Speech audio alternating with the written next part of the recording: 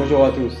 Bezrat Hashem, à l'approche de la fête de Shavuot, on va essayer, grâce aux paroles du Béné Issachar, de comprendre un peu mieux quelle est la profondeur de cette fête.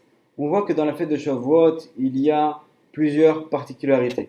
La première, c'est qu'on a l'habitude de voir qu'au cours des différentes fêtes du calendrier, il y a toujours un objet ou un symbole ou une habitude qui est particulière à la fête.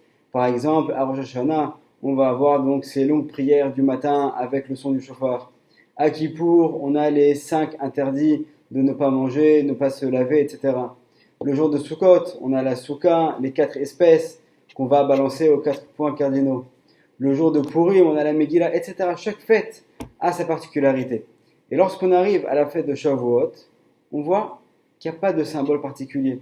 C'est le don de la Torah. On se rappelle d'un événement apparemment qui a eu lieu il y a plusieurs milliers d'années, mais on n'a pas d'objet, de symbole particulier de cette fête. C'est le premier point qui est vraiment remarquable par rapport à la fête de Shavuot. Le deuxième point, c'est que bien qu'aujourd'hui, à notre époque, nous avons pour habitude de fêter toujours la fête de Shavuot le 6 du mois de Sivan, lorsqu'on va voir le texte de la Torah, il n'est pas mentionné de date précise pour la fête de Shavuot, contrairement aux autres fêtes du calendrier, comme Pessah, Sukkot, Rosh Hashanah, Kippour, où là on a une date précise avec la date et le mois. Concernant la fête de Shavuot, tout simplement on va faire le calcul après la fête de Pessah, on compte les 49 jours du Homer et on arrive à la fête de Shavuot. Et d'ailleurs, cette question a été soulevée dans la Gemara, dans le traité de Shabbat à la page 86, où nos sages ne sont pas d'accord. Il y a différentes opinions pour savoir à quelle date on doit fixer la fête de Shavuot. Nos sages, dans le traité de Shabbat à la page 86, nous enseignent qu'en fait le don de la Torah n'a pas eu lieu le 6 Sivan, mais le lendemain, le 7 Sivan, puisqu'en fait ils nous disent que la sortie d'Égypte a eu lieu un jeudi, ce qui signifie que Rosh Chodesh Iyar était un Shabbat, et que Rosh Chodesh Sivan était un dimanche. Donc le premier du mois de Sivan était un dimanche, et on a également un enseignement qui nous dit que la Torah a été donnée un Shabbat. Donc en fait, ça voudrait dire que la Torah aurait bien été donnée le 7 Sivan et non le 6. Or, c'est le 6 qui a été retenu par nos sages comme étant la date du don de la Torah. Et donc là, on voit bien qu'il y a une incompréhension, puisque d'un côté, nos sages fixent une date pour la fête de Shavuot, qui est censée être la fête du don de la Torah, et d'un autre côté, dans la Gemara, on nous apprend que le don de la Torah n'a pas eu lieu le jour même où actuellement on fête Shavuot, c'est-à-dire le 6 Sivan, mais plutôt le lendemain, qui est le 7. Donc là, c'est également une question supplémentaire. On va voir à présent le Midrash Rabbah dans la paracha de Bereshit, vraiment au tout début du Midrash. C'est dans l'introduction du livre de Bereshit où on nous dit la chose suivante. Kach aya akadosh baruch hu mabit batorah ubore et haolam. Donc ainsi, Akadosh baruch hu a regardé la Torah, puis a créé le monde. C'est-à-dire que selon ce qu'il a vu dans la Torah, il a créé le monde. Va Torah Amra, Bereshit bara Elokim. Et la Torah commence par les mots Bereshit bara Elokim au commencement, comme on traduit de manière traditionnelle. Hachem créa le ciel et la terre. Ve'en Reshit et la Torah. Ici le Midrash nous dit, en fait, lorsqu'on dit au commencement, on fait déjà allusion à la Torah, puisque la Torah également est appelée Reshit, le commencement. Et ensuite, donc, il y a d'autres commentaires concernant le livre de Bereshit. Et là également, on va poser une question supplémentaire. Comment expliquer que le Midrash nous dise qu'Hachem a regardé la Torah et créé le monde? De quelle Torah on parle ici? Le monde n'a pas encore été créé, et encore moins la Torah n'a pas été donnée au peuple d'Israël, ni même aucun enseignement n'a été transmis aux patriarches.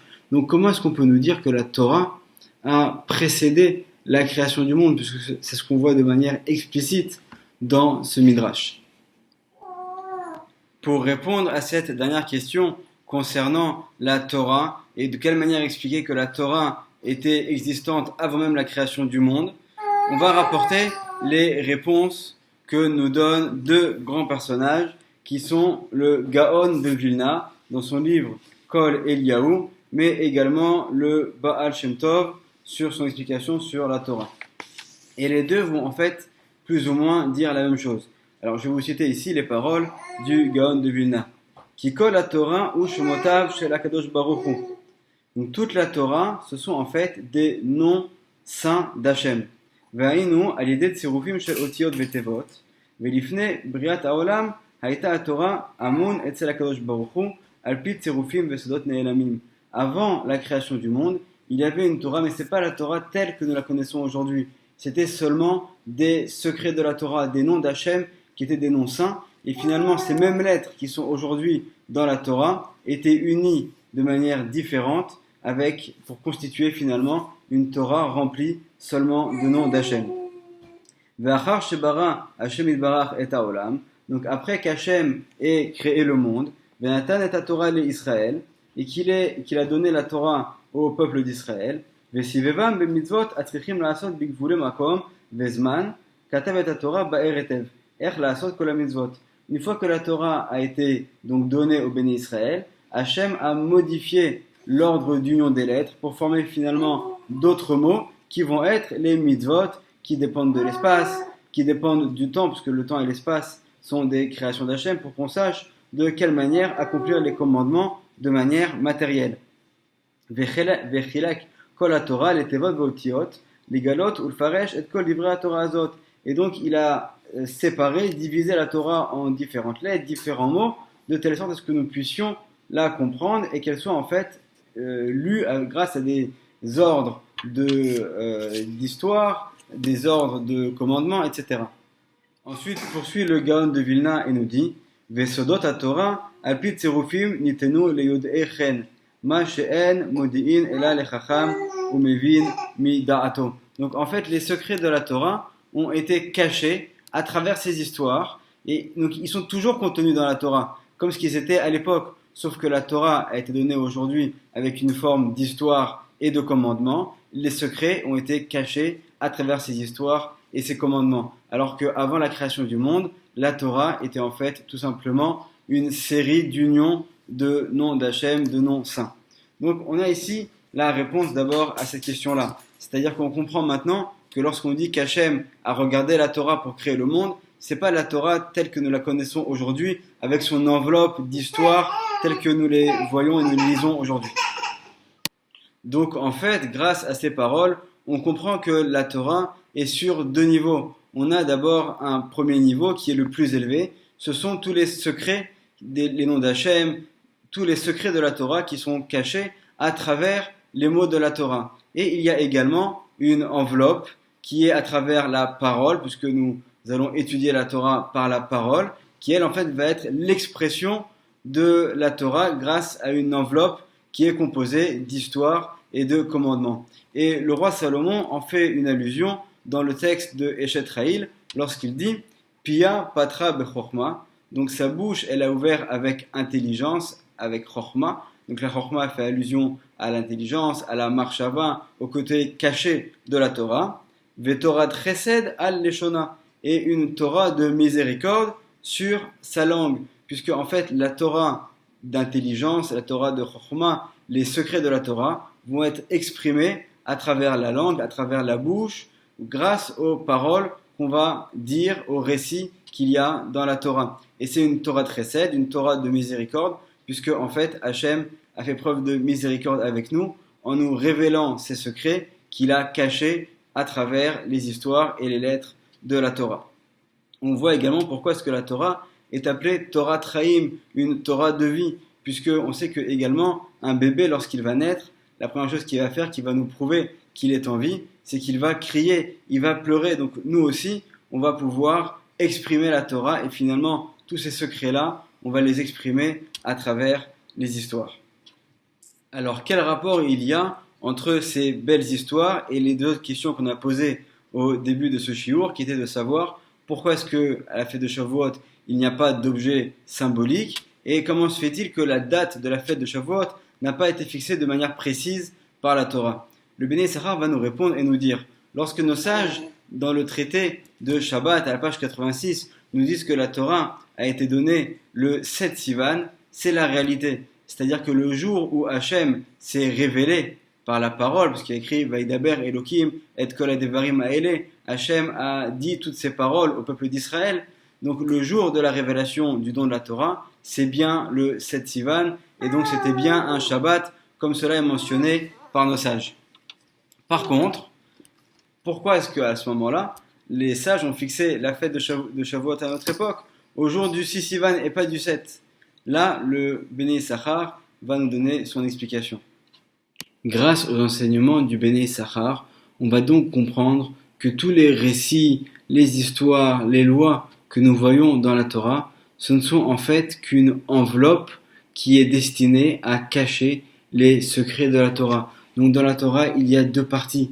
Une partie apparente, qui est visible de tous, qui sont en fait des récits qui sont abordables par chacun d'entre nous, mais il y a également à travers ces récits des secrets qui sont cachés. Nous dit donc le Béné Issachar, le jour de Shavuot, on vient en fait fêter les secrets de la Torah, cette partie de la Torah qui est cachée, qu'on ne voit pas. Et c'est donc la raison pour laquelle ce jour-là, on n'a pas de date qui est fixée dans la Torah, puisque la date, à l'image de la symbolique de ce jour, est cachée.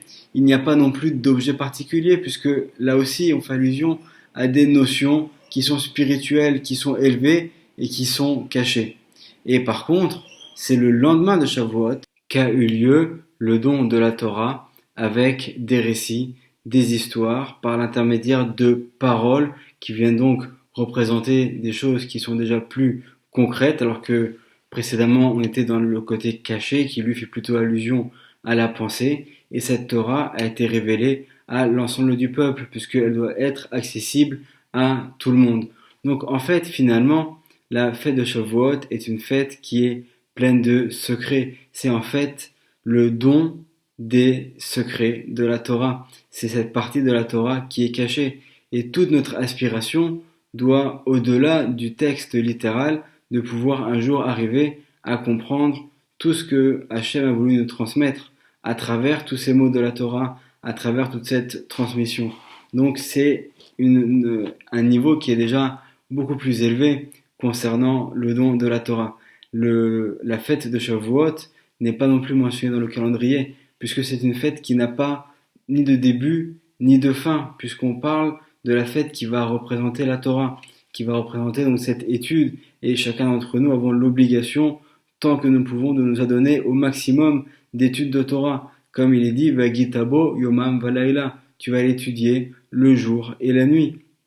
Donc de la même manière, la fête de Shavuot qui vient symboliser la Torah, elle non plus, à l'image de la Torah elle-même, n'a pas de début, n'a pas de fin, elle n'est pas indiquée de manière précise dans la Torah, dans le texte de la Torah, puisque elle représente la Torah dans son ensemble, l'étude de la Torah. Bézrat Hashem, que grâce à cette fête de Shavuot, nous puissions d'abord être tous comme les Béné Israël qui étaient unis au pied du mont Sinaï, pour être un kéli, un ustensile qui soit adapté et recevoir la lumière du Créateur qui est la Torah, et que puisse se révéler à nous les secrets de la Torah. Chag Sameach.